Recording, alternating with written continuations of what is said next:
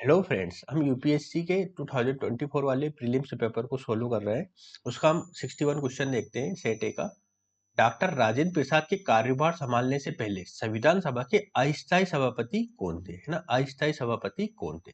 तो पहला ऑप्शन से सी राजगोपालाचारी, दूसरा है बी आर अम्बेडकर, तीसरा है टी टी कृष्णमाचारी, चौथा है सच्चिदानंद सिन्हा। तो इसका सही आंसर है सच्चिदानंद सिन्हा, है ना। सच्चिदानंद सिन्हा अस्थायी सभापति थे, है ना, पहले। और जो सभा के अंतर्गत सबसे वरिष्ठतम नागरिक, मतलब सबसे वरिष्ठतम व्यक्ति जो होता है, उसे ये पद प्रदान किया जाता है, अस्थायी अध्यक्ष का, है ना। सामान्यतः ऐसी प्रचलन चला आ रहा है ना। सच्चिदानंद सिन्हा भारत की संविधान सभा के पहले अस्थायी सभापति थे। इन्होंने 9 दिसंबर 1946 को संविधान सभा की बैठक की अध्यक्षता की। बाद में डॉक्टर राजेंद्र प्रसाद को संविधान सभा का स्थायी अध्यक्ष चुना गया, है ना। बाद में राजेंद्र प्रसाद को स्थायी रूप से अध्यक्ष चुना गया। नेक्स्ट आता है भारत सरकार अधिनियम 1935 के संदर्भ में निम्नलिखित कथनों पर विचार कीजिए। पहला है, इसमें ब्रिटिश भारतीय प्रांतों और देशी रियासतों को मिलाकर एक अखिल भारतीय परिसंघ फेडरेशन की स्थापना का प्रावधान किया गया था। दूसरा है, रक्षा और विदेश संबंधी मामलों को परिसंघीय विधानमंडल के नियंत्रण के अधीन रखा गया था। उपयुक्त कथनों में से कौन से कथन सही है? पहला है केवल एक, दूसरा है केवल दो, तीसरा है एक और दो दोनों, और तीसरा है ना तो एक ना दो। तो इसका जो फर्स्ट वाला स्टेटमेंट है वो सही है, अर्थात और विकल्प ए सही आंसर होगा। कैसे होगा आइए देखते हैं। इस अधिनियम में ब्रिटिश भारतीय प्रांतों और देशी रियासतों को मिलाकर एक अखिल भारतीय परिसंघ की स्थापना का प्रावधान था। हालांकि देशी रियासतों की स्वीकृति अनिवार्य थी, क्योंकि अधिकांश रियासतों ने इसे स्वीकार नहीं किया, इसलिए यह प्रस्तावित फेडरेशन कभी वास्तविक रूप से अस्तित्व में नहीं आया, है ना। इसलिए पहला वाला जो स्टेटमेंट है वो सही है। नेक्स्ट है हमारा, रक्षा और विदेश संबंधी मामले परिसंघीय विधानमंडल के नियंत्रण में नहीं बल्कि ब्रिटिश वायसराय, है ना, जो ब्रिटिश वायसराय के प्रत्यक्ष नियंत्रण में रखे गए थे। इन विषयों पर भारतीयों को कोई अधिकार नहीं था। ठीक है, तो हमारा जो विकल्प फर्स्ट है वो सही आंसर होगा, दूसरा वाला गलत है ना। दूसरा कथन गलत है। इसलिए निम्नलिखित में से कौन सी नाटककार भास की रचना है?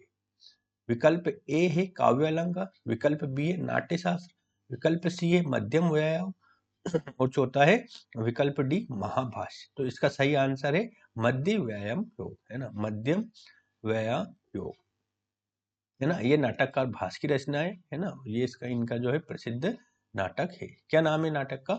मध्यम व्यायाम योग। संघभूति एक भारतीय बौद्ध भिक्षु जिन्होंने 4वीं शताब्दी ईस्वी के अंत में चीन की यात्रा की, निम्नलिखित में से किस पर भाष्य के लेखक थे, है ना। पहला विकल्प है प्रज्ञा पारिता सूत्र, दूसरा विकल्प है विशुद्धमग्गो, तीसरा है सर्वास्तिवाद विनय, और चौथा है ललित विस्तार। तो इसका सही आंसर ऑप्शन सी होगा, सर्वास्तिवाद विनय, है ना। भारतीय बौद्ध भिक्षु संघभूतु सर्वास्तिवाद विनय पर भाष्य के लेखक थे। 4वीं शताब्दी ईस्वी के अंत में चीन की यात्रा करने वाले संघभूति बौद्ध धर्म के सर्वास्तिवाद संप्रदाय के लिए मठवासी आचार्य संहिता की रूपरेखा प्रस्तुत करने वाले थे, है ना। तो इसका सही आंसर हो जाएगा विकल्प सी, सर्वास्तिवाद। क्वेश्चन नंबर 65 है, यूनेस्को, है ना, द्वारा जारी विश्व धरोहर सूची में शामिल की गई निम्नलिखित संपत्तियों पर विचार कीजिए। पहला है शांति निकेतन, दूसरा है रानी की वाव, चौथा है होयसला के पवित्र मंदिर समूह, चौथा है बोध गया स्थित महाबोधि मंदिर परिसर, है ना। तो उपयुक्त में से कितनी संपत्तियों को वर्ष 2023 में शामिल किया गया, है ना। 2023 में यूनेस्को की जो संपत्तियां हैं उपरोक्त दी गई, उनमें किन किन को शामिल किया गया है? पहला विकल्प है केवल एक, दूसरा है केवल दो, तीसरा है केवल तीन, और चौथा है सभी चार। तो इसका सही आंसर है केवल दो। आइए जानते हैं वो कौन। यूनेस्को ने साल 2023 में शांति निकेतन और होयसला के पवित्र मंदिर, कौन कौन से? एक तो शांति निकेतन और दूसरा होयसल के पवित्र मंदिर, है ना। होयसल के पवित्र मंदिर को विश्व धरोहर की सूची में शामिल किया था, है ना। इसलिए इसका सही उत्तर केवल दो वाला होगा, है ना। साल 2023 में यूनेस्को ने नोबेल पुरस्कार विजेता रविन्द्रनाथ टैगोर द्वारा स्थापित शांति निकेतन को विश्व धरोहर स्थल घोषित किया है ना। ये भारत का 41वां धरोहर स्थल है। यूनेस्को ने साल 2023 में कर्नाटक के होयसला के पवित्र मंदिर समूह को भी विश्व धरोहर में शामिल किया था, है ना। तो ये दोनों इसके सही आंसर हो जाएगा, केवल 2 आंसर होगा। बोधगया स्थित महाबोधि मंदिर परिषद को साल 2002 में यूनेस्को की विश्व धरोहर सूची में शामिल किया गया था। और रानी की वाव को साल 2014 में यूनेस्को की विश्व धरोहर सूची में शामिल किया गया था। यह गुजरात के पाटन शहर में सरस्वती नदी के किनारे बनी। इसे गुजरात की सबसे बड़ी और बेहतरीन बावड़ी माना जाता है। कौन सी बावड़ी? रानी की वाव। भारत के संविधान के अनुच्छेद 368 के अनुसार, है ना, 368 के अनुसार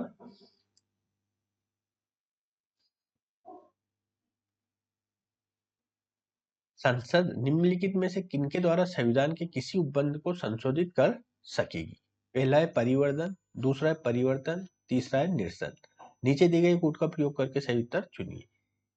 पहला विकल्प है केवल 1 और 2, दूसरा है केवल 2 और 3, तीसरा है 1 और 3, केवल 1 और 3, और चौथा है 1 2 3। तो भारतीय जो संशोधित संविधान में 368 के अनुच्छेद परिवर्तन भी कर सकती है, परिवर्तन भी कर सकती है और निरसन भी कर सकती है। तो जो विकल्प डी है इसका 1 2 और 3 ये सही आंसर होगा, है ना। भारतीय संविधान के अनुच्छेद 368 के अनुसार मुताबिक संसद संविधान के किसी भी उपबंध में परिवर्तन, परिवर्तन या निरसन के जरिए संशोधन कर सकती है। यानी सही उत्तर होगा इसका 1 2 और 3। ठीक है। नेक्स्ट आता है हमारा निम्नलिखित देशों पर विचार कीजिए, है ना। इटली, जापान, नाइजीरिया, दक्षिण कोरिया और दक्षिण अफ्रीका। उपयुक्त में से किन देशों का उल्लेख प्राय मीडिया में उनकी निम्न जन्म दर और वृद्धोन्मुख जनसंख्या अथवा हाशमान जनसंख्या के लिए जाना जाता है ना। पहला विकल्प है 1 2 और 4, दूसरा है 1 3 और 5, तीसरा है केवल 2 और 4, और चौथा है केवल 3 और 5। तो इसका सही विकल्प होगा आंसर ए 1 2 और 4। ठीक है। इस प्रश्न में कहने का तात्पर्य है कि हासमान जनसंख्या मतलब जहाँ पे जनसंख्या कम हो रही हो, मतलब जन्म दर कम हो रहा है और मतलब जन्म दर की तुलना में मृत्यु दर ज्यादा है, मतलब वहां पे संकुचन हो रहा है ना। पहले जनसंख्या बढ़, जैसे किसी भी देश में पहले जनसंख्या विस्फोट होता है, फिर जनसंख्या धीरे धीरे कम होती। तो ऐसा कहाँ पे हो रहा है वर्तमान में? आप देखेंगे तो यूरोपीय देशों में ऐसी घटनाएं घट रही है कि वहां पे जनसंख्या तीव्र गति से कम होती जा रही है ना। तो यहाँ पे हम सबसे पहले अगर यूरोप के देशों को अगर अलग करेंगे तो हमारा आंसर ढूंढने में हमको आसानी मिलेगी। जैसे इटली, है ना, इटली को अगर देखा जाए तो इटली COD ऑप्शन चले जाएंगे, है ना। और जो अफ्रीका वाले, एक बात और यहाँ पे देखी जाएगी, अफ्रीका वाले जो देश, अफ्रीका महाद्वीप में अभी जनसंख्या विस्फोट की स्थितियां चल रही है ना, मतलब वहाँ पे जनसंख्या भी बढ़ रही है तेजी से। तो जो अफ्रीका वाले महाद्वीप हो गए उनको भी हम इसमें ध्यान रखेंगे। जैसे इसका आंसर फिफ्थ नहीं हो सकता, दक्षिण अफ्रीका, है ना, फिफ्थ नहीं हो सकता तो बी भी चला गया, है ना। तो इसका सही आंसर 1 2 और 4 हो जाएगा, है ना। जैसे दक्षिण अफ्रीका हटेगा 1 2 और 4 वाला ऑप्शन आ जाएगा हमारे पास। ठीक है। कहने का तात्पर्य कि इटली, जापान और दक्षिण कोरिया देशों में अभी क्या हो रहा है, जनसंख्या हासमान प्रवृत्ति ली हुई है ना। हासमान मतलब वहां पे जनसंख्या कम होती जा रही है, जबकि नाइजीरिया में भी जनसंख्या बढ़ रही है और दक्षिण अफ्रीका में भी ऐसा ही है। ठीक है। तो इसका सही आंसर हो जाएगा इटली, जापान और दक्षिण कोरिया। ए वाला ऑप्शन इसका सही होगा, है ना। इटली का देखते हैं, एक बार हम एक्सप्लेनेशन देख लेते हैं। इटली में जन्म दर बहुत कम है और जनसंख्या घट रही है ना। वृद्ध जनसंख्या का अनुपात अधिक है, जो वृद्ध जनसंख्या का अनुपात बढ़ता जा रहा है। जापान में जन्म दर अत्यंत कम है, इनकी जनसंख्या लगातार घट रही है, वृद्ध जनसंख्या बहुत अधिक है ना। आपने देखा होगा जापान में वृद्धों की संख्या काफी अधिक है ना। नाइजीरिया, नाइजीरिया में जन्म दर बहुत अधिक और ये विश्व के सबसे तेजी से बढ़ने वाले जनसंख्या वाले देशों में है ना। दक्षिण कोरिया, दक्षिण कोरिया में जन्म दर दुनिया में सबसे कम है और यहाँ जनसंख्या तेजी से घट रही है। पांचवा है दक्षिण अफ्रीका। दक्षिण अफ्रीका में जन्म दर अपेक्षाकृत अधिक और यहाँ जनसंख्या हासमान नहीं है। ठीक है, इसलिए इसका आंसर 1 हो जाएगा। अब आता है हमारा नेक्स्ट क्वेश्चन, संसद में धन विधेयक के संदर्भ में निम्नलिखित कथनों पर विचार कीजिए। पहला कथन है अनुच्छेद 109, है ना, अनुच्छेद 109 में धन विधेयक के संबंध में विशेष प्रक्रिया का उल्लेख है। धन विधेयक राज्यसभा में पुनः स्थापित नहीं किया जाएगा। राज्यसभा या तो विधेयक को अनुमोदन दे सकती है या परिवर्तन के लिए सुझाव दे सकती है, किंतु इसे अस्वीकार नहीं कर सकती। चौथा है राज्यसभा द्वारा धन विधेयक में सुझाए गए संशोधनों को लोकसभा द्वारा स्वीकार करना होगा। तो नीचे दिए गए कूट का प्रयोग करके उत्तर चुनिए, है ना। पहला है केवल 1 और 2, दूसरा है केवल 2 और 3, तीसरा है 1, 2 और 3 और चौथा है 1, 3 और 4। इसका सही आंसर होगा ऑप्शन सी 1, 2 और 3, है ना। 1, 2 और 3 मतलब चौथा वाला गलत होगा। तो पहले गलत वाला देखते हैं कैसे गलत है। राज्यसभा द्वारा धन विधेयक में सुझाए गए संशोधन को लोकसभा द्वारा स्वीकार करना होगा। देखो, जब कभी भी धन विधेयक पारित होता है तो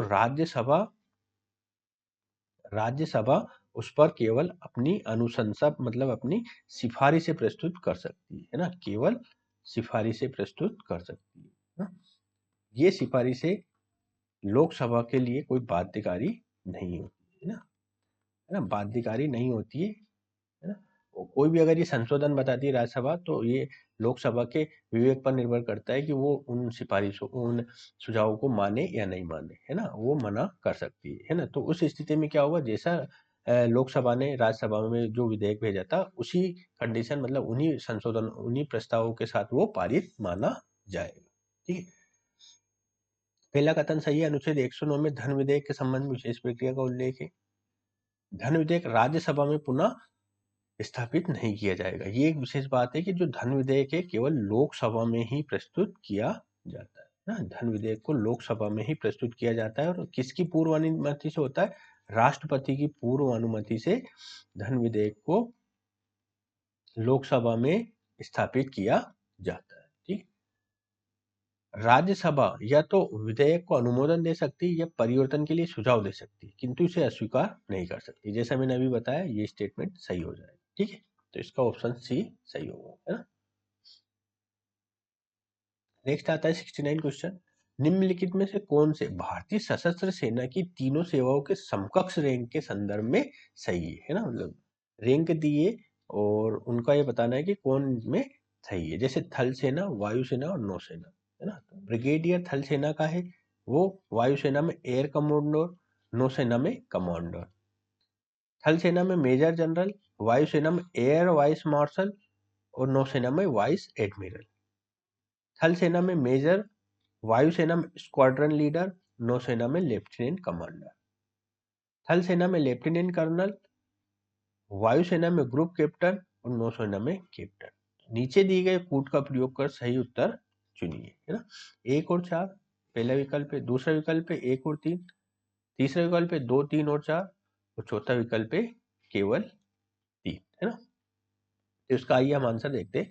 आंसर बी इसका होगा 1 और 3, है ना। यहाँ पे मैंने ये बना दिया है कि थल सेना, है ना, और इनमें क्या क्या मतलब कौन रैंक वाला बराबर है। जैसे देखते हैं हम इंडियन आर्मी, इंडियन नेवी और एयरफोर्स को अगर देखें, ठीक है, तो ब्रिगेडियर, है ना, ब्रिगेडियर को अगर देखें तो एयर कमांडर के बराबर होता है और इंडियन नेवी में कमोडोर के बराबर होता है, कमोडोर के बराबर होता है। तो पहला वाला जो ये है सही हो जाएगा। ठीक है, इंडियन नेवी में मेजर जनरल, है ना, मेजर जनरल रैंक। ठीक है, इंडियन नेवी में रियर एडमिरल, है ना, इंडियन नेवी में रियर एडमिरल, यहाँ पे वाइस एडमिरल दिया है ना, इसलिए ये वाला नहीं हो रहा है मैच।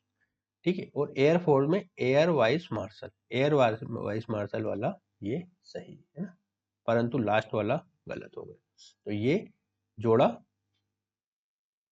गलत हो जाएगा। तीसरे में क्या है, इंडियन आर्मी का मेजर, तो यहाँ पे मेजर दिया हुआ है। इंडियन नेवी में इंडियन फोर्स में क्या है, स्क्वाड्रन लीडर, है ना, तो यहाँ पे स्क्वाड्रन लीडर दिया है। और इंडियन नेवी में लेफ्टिनेंट कमांडर, है ना, लेफ्टिनेंट कमांडर ये दिया है। तो ये वाला भी जो जोड़ा है सही हो जाएगा। ठीक है, 1 और 3 जोड़ा सही होगा।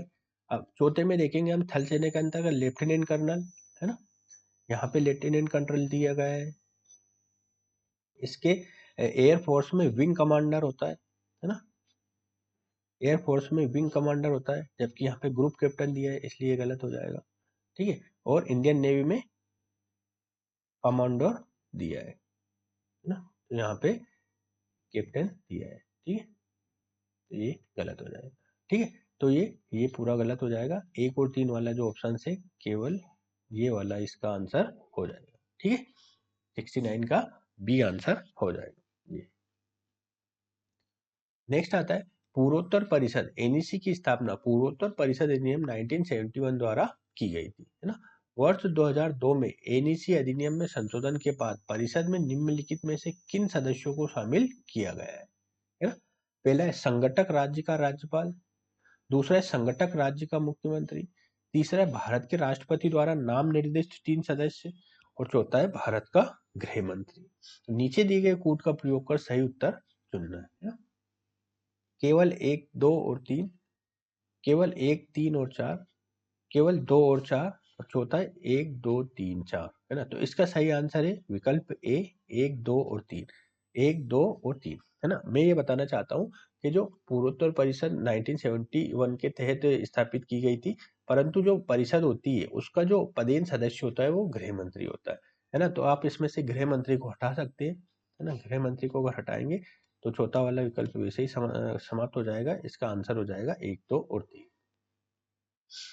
पूर्वोत्तर परिषद अधिनियम की स्थापना पूर्वोत्तर परिषद की स्थापना पूर्वोत्तर परिषद अधिनियम 1971 के द्वारा की गई थी। वर्ष 2002 में हुए संशोधन के बाद परिषद के सदस्यों में निम्नलिखित शामिल किए गए। कौन कौन? संगठन राज्यों के जो राज्यपाल है उन्हें, संगठक राज्यों के मुख्यमंत्री को शामिल किया गया, भारत सरकार द्वारा नामित 3 सदस्यों को इसमें शामिल किया गया, भारत के गृह मंत्री, है ना, इसके 100 उपयोग सदस्य, है ना, बल्कि केंद्रीय विकास मंत्री एनईसी के अध्यक्ष होते हैं, है ना। ठीक है, भारत के गृह मंत्री केंद्रीय विकास मंत्री एनईसी के अध्यक्ष होते हैं। ठीक है, शायद मैंने यहाँ पे कुछ गलत बता दिया है ना। जो गृह मंत्री पदेन सदस्य शायद नहीं होते, मैं इसको देख के क्लियर कर दूंगा कमेंट सेक्शन में। ठीक है, केंद्रीय विकास मंत्री एनईसी के अध्यक्ष इसमें बता रखा है। ठीक है, तो ये ध्यान रखना है हमको, इसका आंसर 1, 2 और 3 होगा, गृह मंत्री इसके अंतर्गत नहीं है। ठीक है, नेक्स्ट आता है दिसंबर 2023 तक भारत सरकार द्वारा कितने परिसीमन आयोग गठित किए गए ना। पहला है केवल 1, दूसरा है केवल 2, तीसरा है केवल 3 और चौथा है 4। तो इसका सही आंसर हो जाएगा 4 परिसीमन आयोग अभी तक गठित किए गए। कब कब किए गए?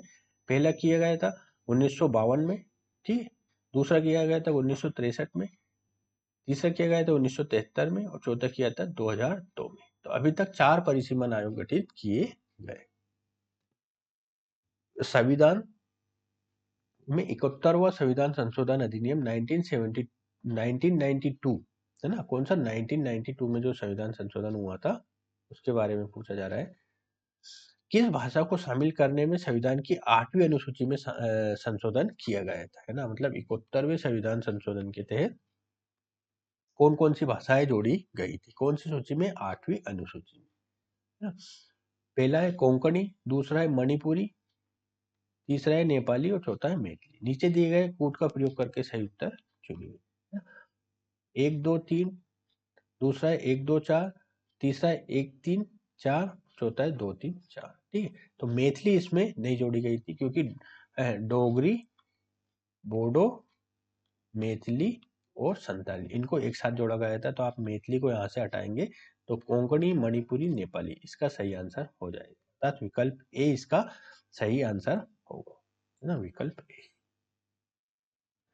है ना। तो 71वें संविधान संशोधन 1992 के तहत कोंकणी, मणिपुरी और नेपाली भाषाओं को भारत की आधिकारिक भाषाओं के रूप में शामिल किया गया था, इसलिए उत्तर का विकल्प ए सही। निम्नलिखित युग्मों पर विचार कीजिए, है ना, निम्नलिखित युग्मों पर विचार कीजिए, है ना। एक तरफ दल दिया है और दूसरी तरफ उसके नेता का नाम दिया है ना। Bharatiya Jana Sangh doctor Shyama Prasad Mukherjee, socialist party C Rajagopalachari, Congress for democracy Jagjivan Ram, और स्वतंत्र पार्टी आचार्य नरेंद्र देव। तो उपयुक्त में से कितने सही है? तो उपयुक्त में से पहला विकल्प है केवल 1, दूसरा है केवल 2, तीसरा है केवल 3 और चौथा है सभी 4। इसका सही आंसर हो जाएगा केवल 2, है ना, बी वाला ऑप्शन। दिए गए दलों में उनके नेताओं का सही नाम इस प्रकार, जैसे भारतीय जनसंघ के संस्था मतलब भारतीय जनसंघ डॉक्टर श्यामा प्रसाद मुखर्जी, ये मिलान सही है। सोशलिस्ट पार्टी राम मनोहर लोहिया, है ना, राम मनोहर लोहिया, है ना, तो ये वाला गलत है क्योंकि उसमें राजगोपालाचारी दिया है। कांग्रेस फॉर डेमोक्रेसी, ये जगजीवन राम, ये सही है। ठीक है। स्वतंत्र पार्टी, है ना, स्वतंत्र पार्टी सी राजगोपालाचारी, उसमें राम मनोहर लोहिया दिया है, इसलिए ये वाला गलत है। केवल 2 इसमें सही है, पहला और तीसरा। ठीक है। नेक्स्ट आता है क्वेश्चन नंबर 74। भारत के संविधान के संबंध में निम्नलिखित कथनों में से कौन सा सही है? पहला, नगर पालिकाओं की शक्तियां संविधान के भाग 9 का में दी गई है। आपात उपबंध संविधान के भाग 18 में दिए गए हैं। संविधान के संशोधन से संबंधित उपबंध संविधान के भाग 20 में दिए गए हैं। नीचे दिए गए कूट का प्रयोग करके उत्तर चुनिए। पहला है केवल 1 और 2, दूसरा है केवल 2 और 3, तीसरा है केवल 1 और 3 और चौथा है 1, 2 और 3। तो इसका सही आंसर हो जाएगा विकल्प डी, अर्थात ये तीनों ही कथन सही है। देख लेते हैं भारत के संविधान के संबंध में दिए गए कथनों का विश्लेषण, है ना। नगर पालिकाओं की शक्तियों को भाग 9 का में बताया गया है, ये सही है। ठीक है। जो 74वां संविधान संशोधन हुआ था उसके द्वारा भाग 9 का जोड़ा गया है ना, 9 का जोड़ा गया है, जिसमें नगर पालिकाओं से संबंधित प्रावधान है। और इसमें आप देखेंगे कि जो 12वीं अनुसूची जोड़ी गई थी, है ना, भारतीय संविधान में 12 अनुसूची और 12वीं अनुसूची जोड़ी गई थी, है ना। 12वीं अनुसूची में कितने विषय? 18 विषय। जबकि पंचायतों के संवैधानिक दर्जा दिए जाने के तहत 11वीं अनुसूची जोड़ी गई थी, है ना, 11वीं अनुसूची जोड़ी गई थी। और उसमें जो विषयों की संख्या है वो 29 विषय सम्मिलित है। ठीक है। आपात उपबंध संविधान के भाग 18 में दिए हैं, है ना। भाग 18 में 352 से लेकर 360 तक आपात उपबंधों के बारे में वर्णन है ना। 352 राष्ट्रीय आपात के बारे में बताता है, 352 राष्ट्रीय आपात के बारे में बताता है, 356, है ना, राष्ट्रपति शासन के बारे में बताता है, और 360 वाला जो आर्टिकल है वो वित्तीय आपात के बारे में बताता है। भारत में अभी तक 3 बार राष्ट्रीय आपात लग चुका है, राष्ट्रपति शासन तो बहुत बार लग चुका है, और अभी तक कोई भी वित्तीय आपात नहीं लगा है। संविधान में संशोधन से संबंधित उपबंध भारतीय संविधान के भाग 20 में दिए गए हैं, है ना। 368 के तहत इसमें संविधान संशोधन की प्रक्रिया का वर्णन है ना, इसलिए तीनों ही कथन इसमें सही है, 1, 2 और 3। अब आता है हमारा नेक्स्ट क्वेश्चन, भारत के संविधान के अनुसार निम्नलिखित में से कौन सा कथन सही है? कौन सा कथन सही है? अंतरराज्यीय अंतरराज्यीय व्यापार और वाणिज्य राज्य सूची के अधीन राज्य का विषय है। दूसरा, अंतरराज्यीय प्रवासन राज्य सूची के अधीन एक राज्य का विषय है। अंतरराज्यीय संगरोध संघ सूची के अधीन एक विषय है, संघ का विषय है। निगम कर राज्य सूची के अधीन एक राज्य का विषय है। तो इसका जो सी वाला विकल्प है ये सही है, मतलब अंतरराज्यीय संगरोध संघ सूची के अधीन एक संघ का विषय है ना। ठीक है, संघ विषय है। ठीक है। आइए अब हम इन सबका डिटेल में देखते हैं। पहला गलत है क्योंकि अंतरराज्यीय व्यापार और वाणिज्य भारत के संविधान की अनुसूची 7 के अंतर्गत संघ सूची का तहत बहुत 42 वाली प्रविष्टि है ना, अर्थात ये संघ सूची में आता है। विकल्प बी भी गलत है। अंतरराज्यीय प्रवास भारत की संविधान की अनुसूची 7 की संघ सूची की प्रविष्टि 81 के अंतर्गत आता है। ठीक है। विकल्प सी सही है। अंतरराज्यीय संग्रह सूची संघ सूची की प्रविष्टि 81 के अंतर्गत आता है। इस प्रकार ये भारत के संविधान की अनुसूची 7 का एक संघ विषय है। विकल्प डी गलत है। निगमकार भारत के संविधान की अनुसूची 7 की संघ सूची की प्रविष्टि 85 में है ना।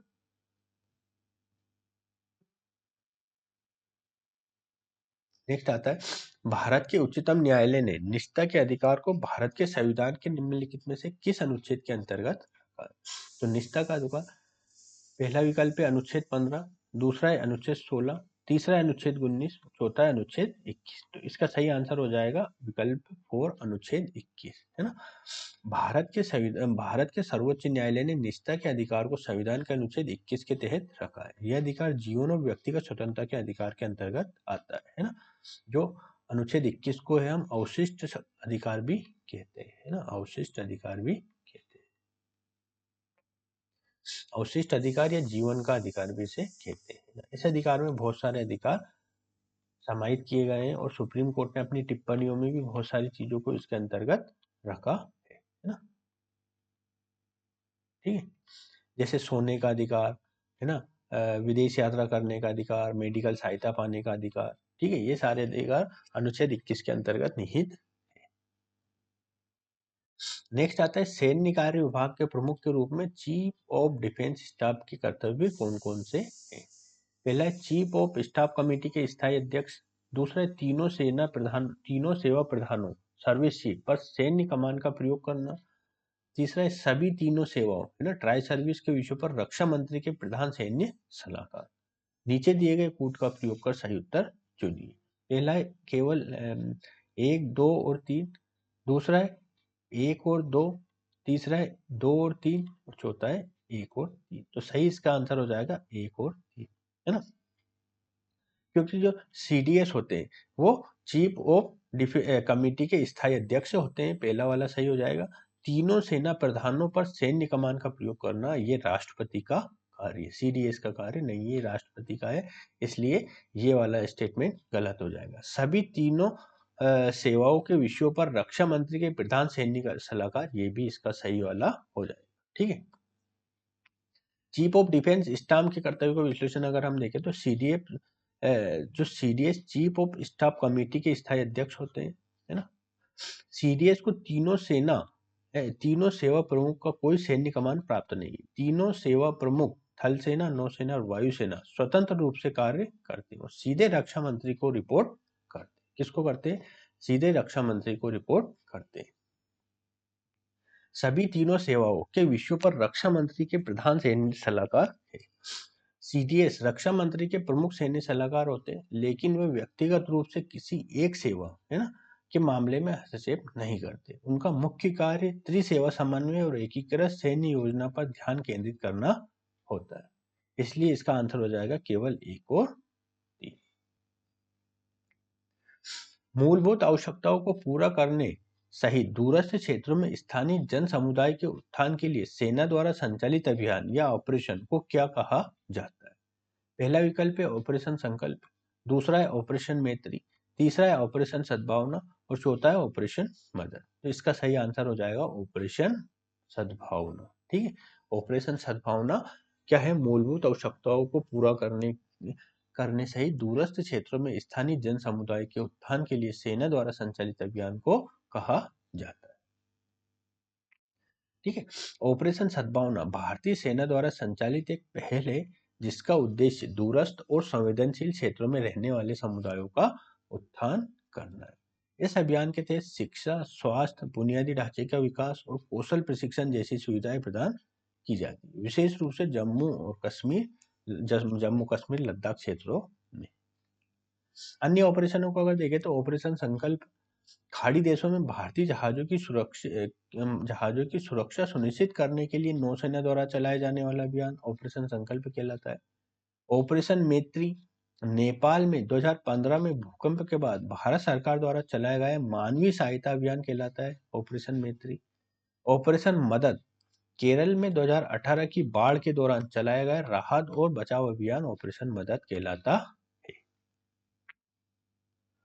नेक्स्ट आता है क्वेश्चन, विश्व में किन्हीं दो देशों के मध्य सबसे लंबी सीमा निम्नलिखित में से किनके मध्य है? कनाडा और संयुक्त राज्य अमेरिका, दूसरा चिली और अर्जेंटीना, तीसरा चीन और भारत और चौथा कजाकिस्तान और रशियन फेडरेशन। तो सबसे लंबी सीमा अगर हम जाने तो कनाडा और संयुक्त राज्य अमेरिका के मध्य है। ऑप्शन ए इसका सही आंसर होगा। कनाडा और संयुक्त राज्य अमेरिका के बीच दुनिया की सबसे लंबी अंतर्राष्ट्रीय सीमा है। ये सीमा 8,891 किलोमीटर की है। कितनी? 8,891 किलोमीटर लंबी है। ये सीमा कई राज्यों और प्रांतों से होकर गुजरती है। इसे दो भागों में विभाजित किया जा सकता है। कौन कौन सी? पहले तो मेनलैंड बॉर्डर, मुख्य भूमि, और अलास्का बॉर्डर। मेनलैंड में कनाडा और अमेरिका के बीच फैली हुई बॉर्डर है। अलास्का में अमेरिका के अलास्का राज्य और कनाडा के यूकॉन और ब्रिटिश कोलंबिया क्षेत्रों के बीच स्थित है। इस सीमा की लंबाई इसे विश्व की सबसे लंबी निरोरा सीमा बनाती है ना। नेक्स्ट आता है, लोकसभा के आचार समिति के संबंध में निम्नलिखित कथनों में से कौन सा सही है? पहला है, प्रारंभ में एक तदर्थ समिति थी। दूसरा, केवल कोई लोकसभा का सदस्य किसी लोकसभा के सदस्य के अनैतिक आचरण से संबंधित शिकायत कर सकता है। यह समिति किसी ऐसे मामले पर विचार नहीं कर सकती जो न्यायालय में नहीं कर सकती जो न्यायाधीन हो। तो नीचे दिए गए कूट का प्रयोग करके आंसर देना है। पहला केवल 1 और 2, दूसरा केवल 2 और 3, तीसरा 1 और 3, और चौथा है 1, 2 और 3। तो इसका सही आंसर हम देख लेते हैं। लोकसभा में, पहले इसका एक्सप्लेनेशन समझ लेते हैं। लोकसभा में आचार समिति के संबंध में निम्नलिखित पर कथनों पर विचार करते हैं। प्रारंभ में एक तदर्थ समिति थी, मतलब पहला वाला विकल्प सही है ना। ये थी। लोकसभा में आचार समिति का गठन शुरू में एक तदर्थ समिति के रूप में किया गया। दूसरा, केवल कोई लोकसभा का सदस्य किसी लोकसभा के अनैतिक आचरण से संबंधित शिकायत कर सकता है। ये कथन आंशिक रूप से सही है, लेकिन पूर्ण रूप से नहीं। कोई भी व्यक्ति किसी सांसद के खिलाफ शिकायत कर सकता है, लेकिन अनैतिक आचरण के सबूत होने चाहिए। एफिडेविट भी जमा करना होता है। लोकसभा या राज्यसभा सदस्य खुद शिकायत करता है तो एफिडेविट की जरूरत नहीं। शिकायत लोकसभा सांसद के जरिए की जाएगी, इसलिए ये कथन पूर्ण रूप से सही नहीं है, मतलब दूसरा वाला कथन गलत है। तीसरा क्या है, यह समिति किसी ऐसे मामले पर विचार नहीं कर सकती जो न्यायाधीन हो, है ना। आचार समिति ऐसे मामले पर विचार नहीं कर सकती जो न्यायाधीन हो। तो तीसरा कथन सही हो जाएगा। ठीक है, तो इसका सही आंसर है 1 और 3। विकल्प सी इसका सही आंसर है 1 और 3। ठीक है, नेक्स्ट क्वेश्चन आता है, नारी शक्ति वंदन अधिनियम के संबंध में निम्नलिखित कथनों पर विचार कीजिए। ये उपबंध 18वीं लोकसभा से प्रभावी होंगे। अधिनियम बनने के बाद ये 15 वर्षों के लिए प्रवर्तन में रहेगा। तीसरा, इसमें अनुसूचित जातियों के लिए आरक्षित कोटे के भीतर अनुसूचित जातियों की महिलाओं के लिए स्थानों का आरक्षण के उपबंध है। तो उपयुक्त कथनों में से कौन से सही है? पहला है 1, 2 और 3, दूसरा है केवल 1 और 2, तीसरा है 2 और 3, और चौथा है 1 और 3। तो इसका जो विकल्प सी है, केवल 2 और 3, ये सही हो जाएगा, है ना, क्योंकि ये उपबंध 18वीं लोकसभा से प्रभावी नहीं होंगे। ये वाला जो स्टेटमेंट है गलत है। आइए हम इसका सॉल्यूशन देखते हैं। सितंबर 2023 में संसद द्वारा नारी शक्ति वंदन अधिनियम नामक महिला आरक्षण विधेयक पारित करके इतिहास रचा गया। इस विधेयक में लोकसभा, राज्य विधानसभा और दिल्ली विधानसभाओं में महिलाओं के लिए कुल सीटों की 1/3 सीटें आरक्षित करने का प्रावधान है। आरक्षित सीटों का आवंटन संसद द्वारा निर्धारित प्राधिकरण द्वारा निर्धारित किया जाएगा। पहला स्टेटमेंट गलत है। विधेयक के प्रावधानों के अनुसार आरक्षण को नई जनगणना के प्रकाशन और परिसीमन अभ्यास के पूरा होने के बाद लागू किया जाना है। इसके अलावा ये ध्यान रखना महत्वपूर्ण है कि विधेयक को पूरी तरह से अनुमोदित करने के लिए इसे कम से कम 50% राज्यों के अनुमोदन की आवश्यकता है। इसलिए पहला वाला स्टेटमेंट गलत। दूसरा स्टेटमेंट सही है। इस संशोधन अधिनियम के लागू होने के 15 वर्ष बाद महिलाओं के लिए सीटों का आरक्षण समाप्त हो जाएगा। कथन 3 सही है। विधेयक में प्रावधान है कि अनुसूचित जातियों, अनुसूचित जनजातियों के लिए आरक्षित कुल सीटों में से 1/3 सीटें लोकसभा और विधानसभाओं में उन समूहों की महिलाओं के लिए आरक्षित होगी। तो तीसरा वाला स्टेटमेंट भी सही है। नेक्स्ट आता है, अभ्यास मित्र 2023 के संबंध में निम्नलिखित में से कौन से कथन सही है? पहला है, ये भारत और बांग्लादेश के मध्य संयुक्त सैन्य अभ्यास था। दूसरा कथन है, इसका प्रारंभ ओंध, पुणे में हुआ। तीसरा है, आतंकवाद विरोधी अभियानों के दौरान संयुक्त प्रतिक्रिया इस अभियान का एक लक्ष्य था। चौथा है, भारतीय वायुसेना इस अभियान का एक हिस्सा थी। तो नीचे दिए गए कूट का प्रयोग कर उत्तर चुनिए। पहला है 1, 2 और 3, दूसरा 1, 2 और 4, तीसरा 1, 3 और 4, और चौथा है 2, 3 और 4। तो इसका सही आंसर विकल्प डी, 2, 3 और 4, क्योंकि पहला वाला जो कथन है ये भारत और बांग्लादेश के मध्य संयुक्त सैन्य अभ्यास था। तो ये भारत और बांग्लादेश नहीं, ये भारत और श्रीलंका के मध्य संयुक्त सैन्य अभ्यास। इसके मध्य श्रीलंका, है ना। जो अभ्यास मित्र शक्ति 2023 था वो भारत और श्रीलंका के मध्य हुआ था। अन्य 3 कथन सही है ना। श्रीलंका के बीच था, ओंद में हुआ था, ठीक। आतंकवादी आतंकवाद विरोधी अभियानों के दौरान संयुक्त प्रतिक्रिया इस अभियान का एक लक्ष्य था, ठीक है।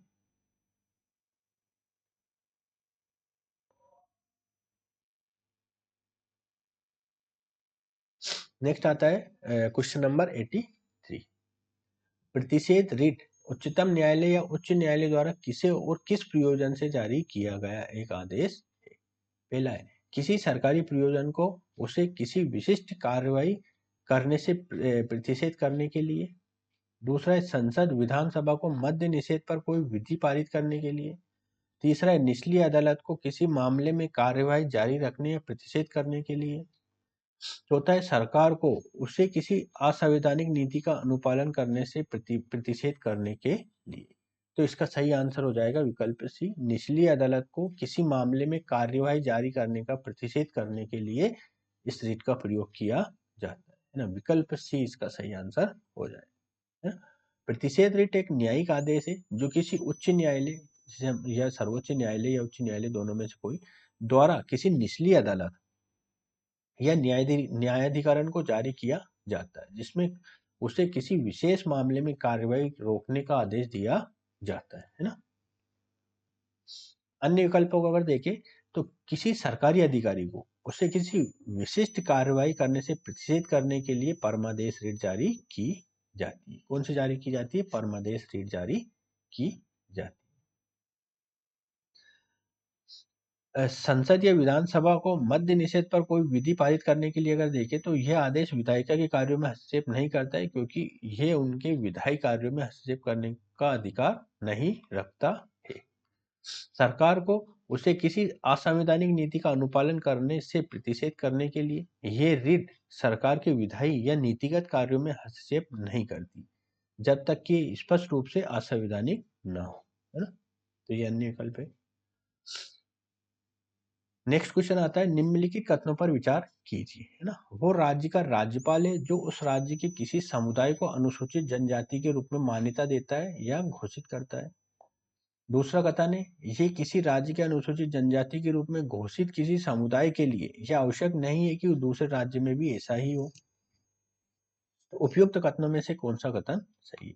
पहला है केवल एक, दूसरा है केवल दो, तीसरा है एक और दो दोनों, और तीसरा है ना तो एक और ना दो। तो इसका सही आंसर हो जाएगा केवल दो। Option B is correct. कैसे हो जाएगा?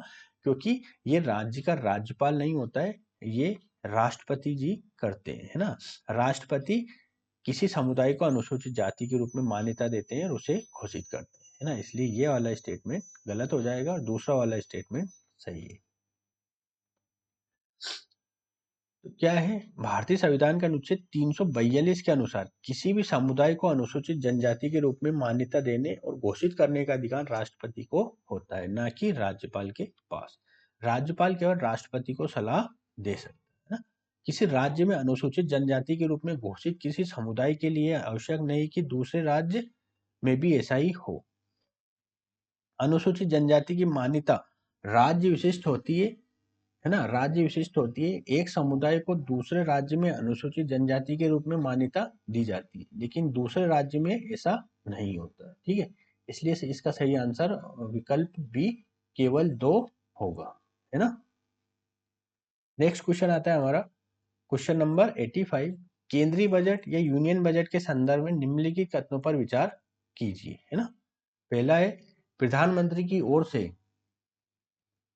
है ना, प्रधानमंत्री की ओर से केंद्रीय वित्त मंत्री संसद के दोनों सदनों के समक्ष वार्षिक वित्तीय विवरण रखते हैं।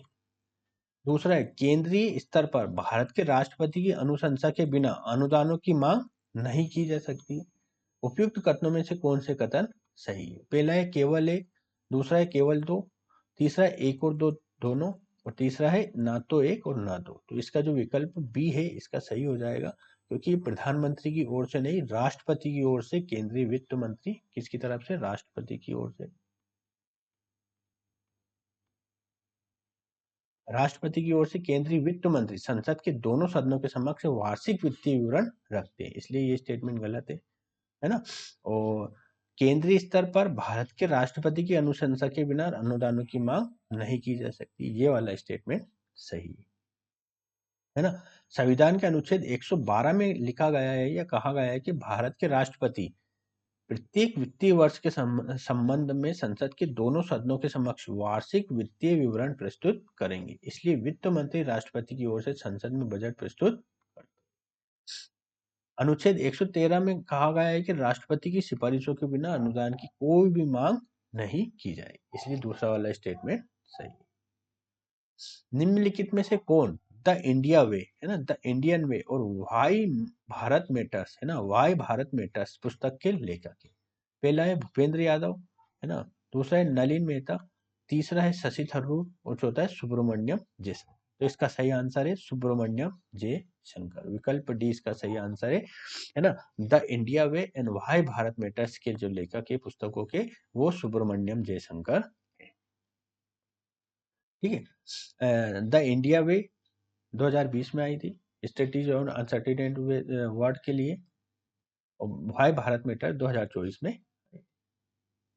निम्नलिखित युग्मों पर विचार कीजिए। एक तरफ देश दिया है और एक तरफ दिया है कि समाचार में इनके रहने के क्या कारण। जैसे अर्जेंटीना, सबसे खराब आर्थिक संकट वहां चल रहा है। सूडान, देश की नियमित सेना और अर्धसैनिक बलों के मध्य युद्ध। तुर्की, नाटो की अपनी सदस्यता निरस्त कर दी। तो उपयुक्त युग्म में से कितने युग्म सही सुमेलित है? पहला है केवल एक युग्म, दूसरा है केवल दो युग्म, तीसरा है सभी तीन युग्म और चौथा है कोई युग्म नहीं। तो इसका सही आंसर हो जाएगा केवल दो युग्म, बी वाला आंसर इसका हो जाएगा, क्योंकि तुर्की वाला गलत है, इसमें नाटो ने मतलब तुर्की ने नाटो की अपनी सदस्यता निरस्त नहीं की। जबकि अर्जेंटीना में अभी सबसे खराब आर्थिक संकट चल रहा है, और सूडान देश की नियमित सेना और अर्धसैनिक बलों के मध्य युद्ध वहां पे चल रहा है। अर्जेंटीना हाल ही के इतिहास में अपने सबसे खराब आर्थिक संकटों में से एक का सामना कर रहा है, जिसमें मुद्रास्फीति, मंदी, मुद्रा का अवमूल्यन, ऋण आदि जैसी कई प्रमुख मुद्दे शामिल हैं। सूडान में नियमित सेना रैपिड रैपिड सपोर्ट फोर्स नामक अर्धसैनिक बल के बीच लड़ाई छिड़ गई है। ये देश के सैन्य नेतृत्व के भीतर एक क्रूर सत्ता संघर्ष का प्रत्यक्ष परिणाम है। ठीक है। और तुर्की ने नाटो की सदस्यता रद्द नहीं की। ठीक है। तो तीसरा वाला गलत है। निम्नलिखित कथनों पर विचार कीजिए। पहला है ना, सुमेट पाइपलाइन यूरोप को जाने वाली फारस की खाड़ी के तेल और प्राकृतिक गैस नौभार शिपमेंट के लिए एक रणनीतिक मार्ग है। कथन 2, सुमेट पाइपलाइन लाल सागर को भूमध्य सागर से जोड़ती है। उपयुक्त कथनों के संबंध में निम्नलिखित में से कौन सा सही है? पहला कथन 1 और कथन 2 दोनों सही है, तथा कथन 2 कथन 1 की व्याख्या करता है। कथन 1 और कथन 2 दोनों सही है, किंतु कथन 2 कथन 1 की व्याख्या नहीं करता है। तीसरा है कथन 1 सही है किंतु कथन 2 सही नहीं है।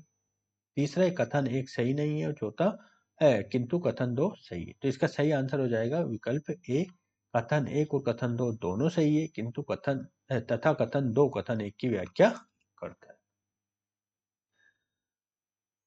सुमेट पाइपलाइन का उपयोग मुख्य रूप से फारस की खाड़ी से यूरोप को तेल आपूर्ति के लिए किया जाता है। यह पाइपलाइन उस समय काम आती है जब बड़े तेल टैंकरों को सुएज नहर के बजाय पाइपलाइन के माध्यम से तेल हस्तांतरित करना होता है ना।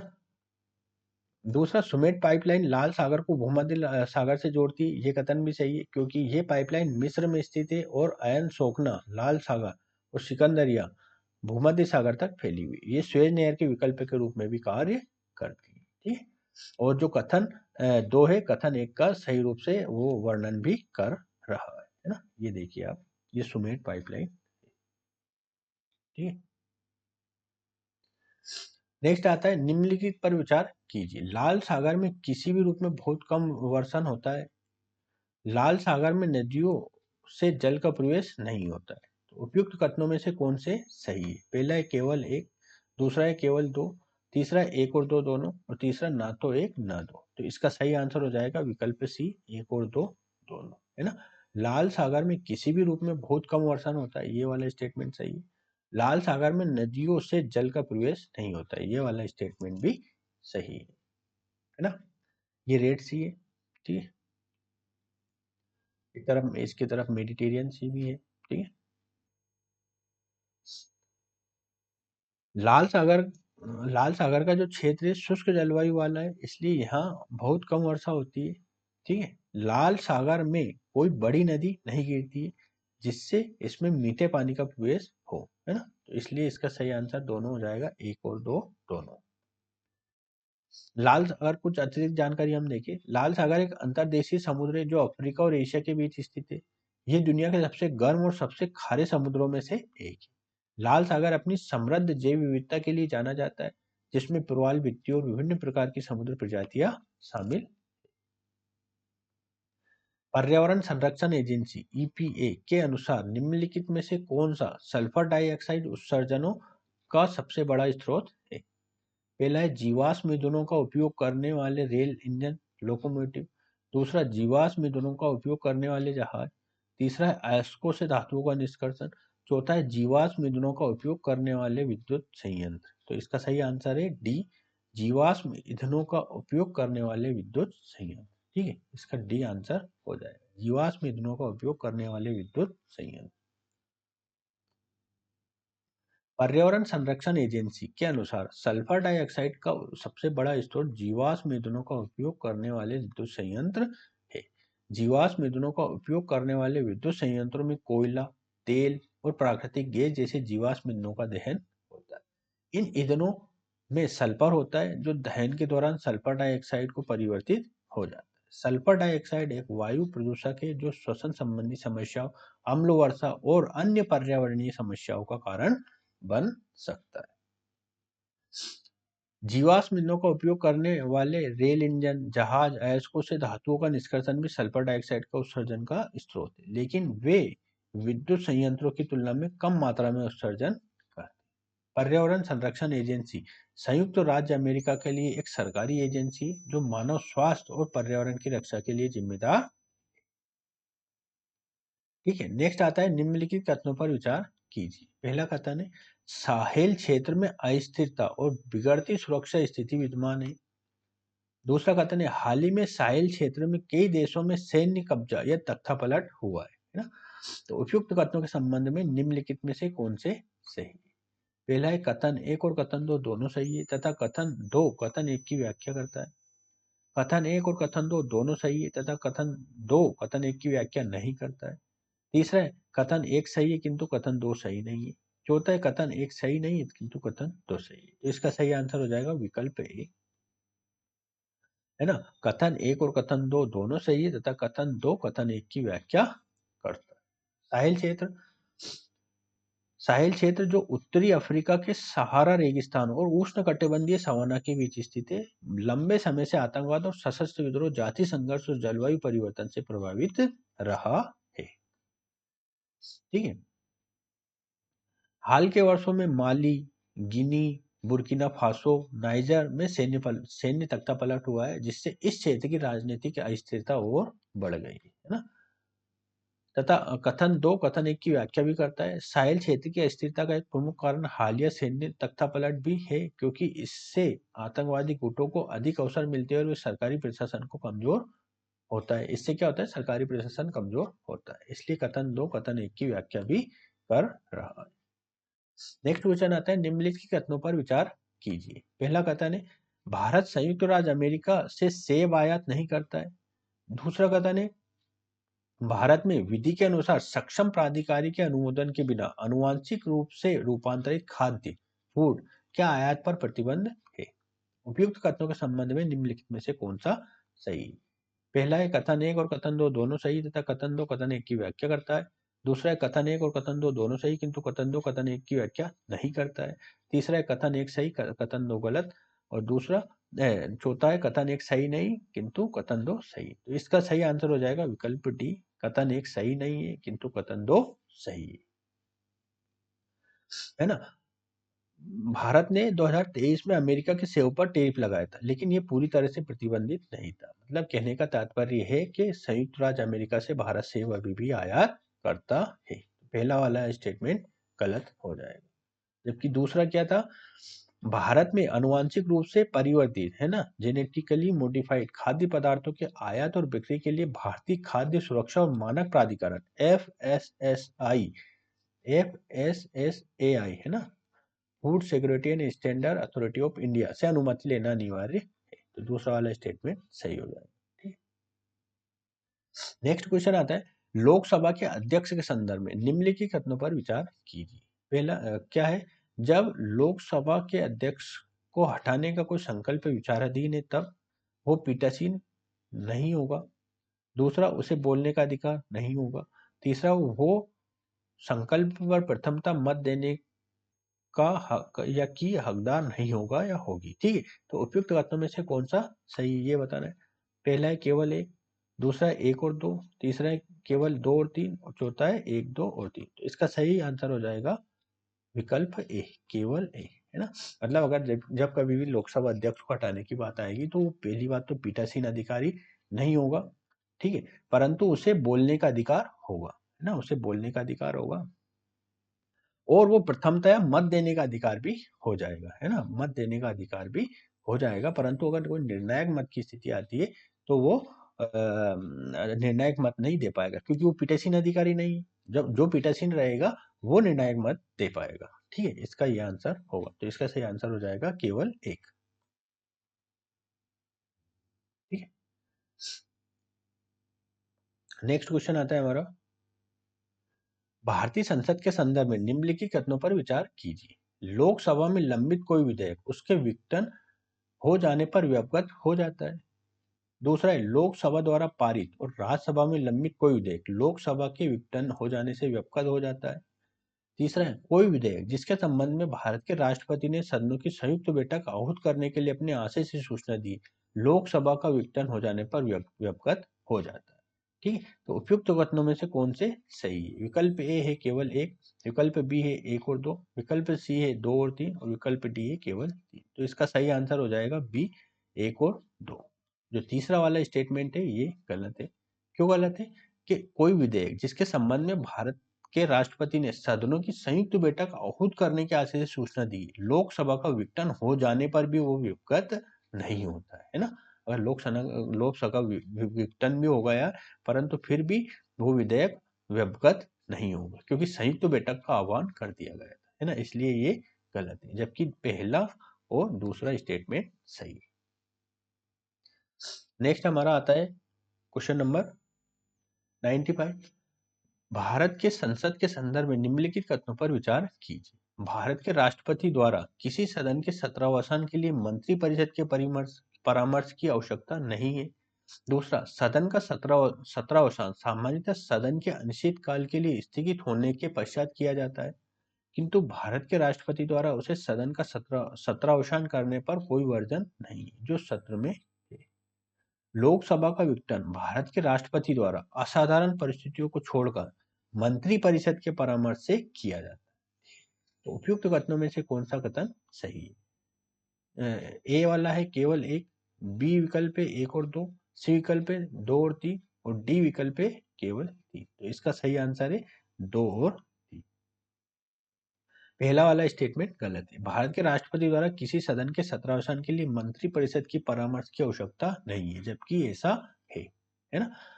जब कभी सत्रावसान या सत्राहूत ये जो भी करना रहता है वो मंत्री परिषद के परामर्श के अनुसार ही राष्ट्रपति करता है जबकि दूसरा और तीसरा जो कंडीशन है ये स्टेटमेंट है वो सही है।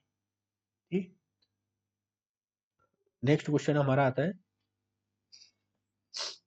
96 निम्नलिखित कथनों पर विचार कीजिए है ना। कथन है कि हाल ही में यूरोपीय संसद ने नेट जीरो इंडस्ट्री एक्ट को मंजूरी दी है। कथन दो यूरोपीय संघ 2040 तक कार्बन तटस्थता प्राप्त करने का आशय रखता है और इसलिए उसका लक्ष्य उस समय तक अपनी सभी स्वच्छ प्रौद्योगिकी विकसित करना है। तो उपयुक्त कथनों के संदर्भ में निम्नलिखित में से कौन सा कथन सही है। पहले कथन एक और कथन दो दोनों सही है तथा कथन दो कथन एक की व्याख्या करता है। दूसरा कथन एक और कथन दो दोनों सही किंतु कथन दो कथन एक की व्याख्या नहीं करता है। तीसरा है कथन एक सही है किंतु कथन दो सही नहीं है। चौथा है कथन एक सही नहीं है किंतु कथन दो सही है। तो इसका सही विकल्प है ऑप्शन सी है ना। मतलब पहला वाला कथन सही है और दूसरा गलत। दूसरा क्यों गलत? पहला ये सही है कि यूरोपीय संसद ने the net zero industry act को मंजूरी दी है, और यूरोपीय संघ ने वर्ष 2040 नहीं 2050 तक कार्बन तटस्थता प्राप्त करने की आशय रखता है, और इसका लक्ष्य उस समय तक अपनी सभी स्वच्छ प्रौद्योगिकियों को विकसित करना। ठीक है। नेक्स्ट आता है 97। निम्नलिखित कथनों पर विचार कीजिए। पहला है, हाल ही में वेनेजुएला अपने आर्थिक संकट से तेजी से उबरने में सफल हुआ है और अपने लोगों को दूसरे देशों में पलायन करने से रोकने में भी सफल हुआ है। कथन दूसरा है, वेनेजुएला के पास विश्व के सबसे बड़े तेल भंडार है। तो ये बताना उपयुक्त कथनों के संबंध में निम्नलिखित में से कौन सा सही है। कथन एक और कथन दो दोनों सही तथा कथन दो कथन एक की व्याख्या करता है। दूसरा है, कथन एक और कथन दो दोनों सही है किंतु कथन दो कथन एक की व्याख्या नहीं करता है। तीसरा है, कथन एक सही है किंतु कथन दो सही नहीं है। चौथा है, कथन एक सही नहीं है तथा दूसरा किंतु कथन दो सही है। तो इसका आंसर हो जाएगा डी, पहला वाला कथन सही नहीं है, क्योंकि ये अपने पलायन करने से रोकने में सफल नहीं हुआ है। ठीक है। ठीक है, तो पहला वाला स्टेटमेंट गलत है, जबकि दूसरा सबसे बड़े तेल भंडार है वेनेजुएला के पास, तो ये स्टेटमेंट सही है। तो इसका आंसर हो जाएगा डी, है ना।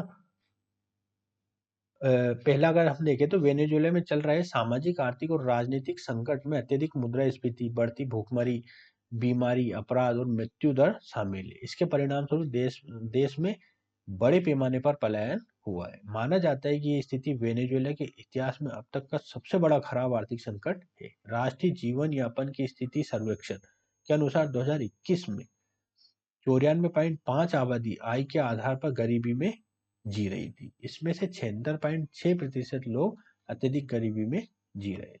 ना, कथन दो सही है। वेनेजुएला वर्तमान में दुनिया का सबसे बड़ा सिद्ध तेल वाला देश है, जिसमें अनुमानित 300 बिलियन बैरल तेल। नेक्स्ट क्वेश्चन आता है, डिजिटल इंडिया भूमि अभिलेख आधुनिकीकरण के संदर्भ में निम्नलिखित कथनों पर विचार कीजिए। पहला, इस योजना को कार्यान्वित करने के लिए केंद्र सरकार द्वारा 100% वित्त पोषण करती है। दूसरा, इस योजना के अंतर्गत भू संपत्ति मानचित्र डिजिटलीकृत किए जाते हैं। तीसरा, स्थानीय भाषा में उपलब्ध अधिकार अभिलेखों को भारत के संविधान द्वारा मान्यता प्राप्त किसी भी भाषा में लिप्यंतरित करने की पहल की गई है। उपयुक्त कथनों में से कौन से सही है? पहला है केवल एक और दो, बी है केवल दो और तीन, सी है एक और तीन, और डी है एक दो और तीन। तो ये तीनों ही कथन सही है। तो इसका आंसर हो जाएगा विकल्प डी, है ना। तीनों ही इसके सही आंसर है। नेक्स्ट आता है, प्रधानमंत्री सुरक्षित मातृत्व अभियान के संदर्भ में निम्नलिखित कथनों पर विचार कीजिए। यह योजना किसी भी सरकारी स्वास्थ्य सुविधा केंद्र में गर्भावस्था की दूसरी और तीसरी तिमाही में महिलाओं को प्रसव पूर्व चिकित्सा सेवाओं के लिए न्यूनतम पैकेज और प्रसवोत्तर 6 महीने की स्वास्थ्य चिकित्सा देखभाल सेवा की गारंटी प्रदान करती है। दूसरा कथन है, इस योजना के अंतर्गत कुछ विशिष्टताओं वाले निजी क्षेत्र के स्वास्थ्य देखभाल सेवा प्रदाता स्वेच्छा से नजदीकी सरकारी स्वास्थ्य सुविधा केंद्रों में सेवाएं प्रदान कर सकते हैं। उपयुक्त कथनों में से कौन सा कथन सही है? ए है केवल एक, बी है केवल दो, सी है एक और दो दोनों, और डी है ना तो एक ना दो। तो इसका केवल सेकंड वाला स्टेटमेंट सही है, पहला वाला गलत है, क्योंकि ये प्रसव के पहले देखभाल की गारंटी पैकेज है, ना कि प्रसवोत्तर 6 महीने की स्वास्थ्य चिकित्सा देखभाल। इसलिए ये स्टेटमेंट गलत हो जाएगा, दूसरा वाला सही है। नेक्स्ट क्वेश्चन आता है 16। प्रधानमंत्री श्रम योगी मानधन योजना के संदर्भ में निम्नलिखित कथनों पर विचार कीजिए। पहला है, इस योजना में नामांकन के लिए आयु वर्ष 21 वर्ष से 40 वर्ष है। दूसरा, लाभार्थी द्वारा आयु विशिष्ट अंशदान किया जाएगा। तीसरा, इस योजना के अंतर्गत प्रत्येक ग्राहक सब्सक्राइबर को 60 वर्ष की आयु प्राप्त करने के बाद 30,000 प्रति माह रुपए की न्यूनतम पेंशन प्राप्त होगी। चौथा, पारिवारिक पेंशन पति पत्नी और अविवाहित पुत्रियों पर लागू होगी। तो ये बताना है कि उपयुक्त कथनों में से कौन से कथन सही है। पहला, एक तीन और चार, बी है केवल दो और चार, सी है केवल दो, और डी है एक दो और चार। तो इसका जो बी वाला विकल्प है 2 और 3, ये सही है ना। पहला क्यों गलत है? क्योंकि 18 से 40 वर्ष है ना, और ये केवल पत्नी पर लागू होती है ना, अविवाहित पुत्रियों पर लागू नहीं होती है। ठीक है, तो इसका बी आंसर हो जाएगा। ठीक है, 18 से 40 वर्ष है। और मैं इसको डिटेल में समझा देता हूँ। असंगठित क्षेत्र के श्रमिकों को वृद्धावस्था सुरक्षा प्रदान करने के लिए भारत सरकार ने 2019 में प्रधानमंत्री श्रम योगी मानधन योजना शुरू की थी।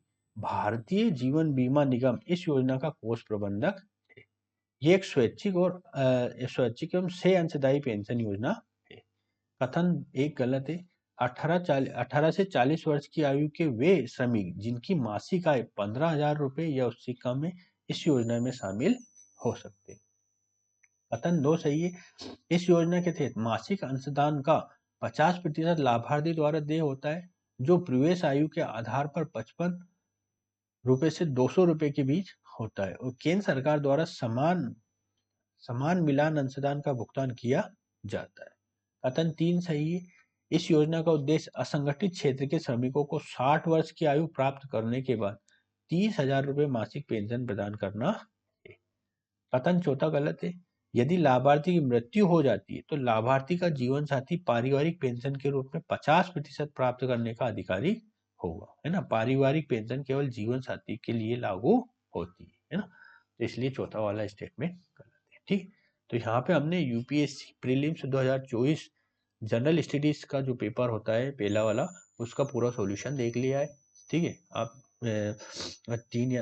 4 या 5 वीडियो आप देख सकते हैं पूरे। अगर कोई डाउट हो तो आप कमेंट सेक्शन में लिख सकते हैं। ठीक है, अगले वाले वीडियो के साथ हम मिलेंगे, कुछ नई चीजें हम लेकर आएंगे। तब तक के लिए नमस्कार।